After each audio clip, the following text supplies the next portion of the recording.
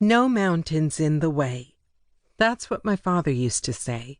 Nothing between you and the horizon, which spans forever. It's frightening to some people, afraid they'll fall off the edge of the earth. Kansans believe it takes a sophisticated traveler to appreciate its beauty. The empty skyline matches the blank spiral notebook digging into my back hip. Speeding along I-70, there is nothing and everything ahead. 100 days to finish my dissertation so I can submit it before the last extension on my last deadline. The time is now or never. My advisor has been absolutely clear on that point. I can pull it all together or what? Not much future for a penniless dropout in a dismal economy. Time to get to New Hope, and fast. No more diversions, no more distractions. Time to stand on the steps that inspired me to write about the libraries Andrew Carnegie built. If the library the next town over was destroyed, what about my library?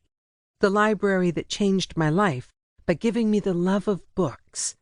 Time to soak in its history and salute its glory, while it's still standing, although as an art center. It wasn't easy to make arrangements. I had my moments of absolute terror. If I hadn't just devoured Eat, Pray, Love, I might not have summoned my courage.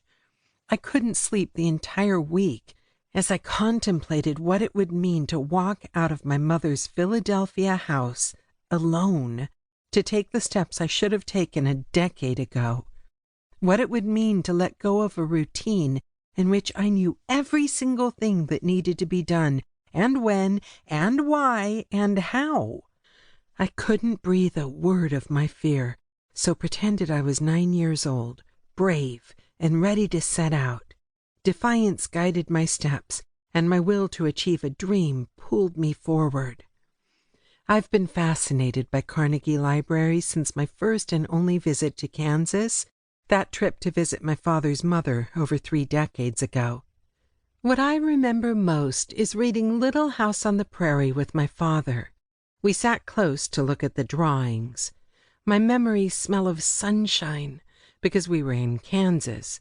My father always changed his shirt before he read to us, and that shirt had always spent the day flying on a clothesline outside. What I remember about the book are Conestoga wagons. Conestoga wagons filled with families leaving everything behind to start anew. Back then, more than anything, I wanted to be Laura, to wear pigtails, play with corncob dolls, drink from a tin cup, and win spelling bees. The Halloween after our visit, I convinced my teacher to help me construct a pioneer girl's costume, a bonnet made from a round Quaker oatmeal carton, and a calico skirt held in place with a hula hoop. I could hardly walk in that hoop skirt, and I wanted to run away from home. When I dreamed of running away from home, I dreamed of running to Kansas. And now I've done it. It's taken over 30 years, but now I'm on my way. My boxed set of the Little House books in the trunk of the car. When I announced my decision to leave, Mother threw her dish rag into the sink with the force of the tornado we'd just seen on TV.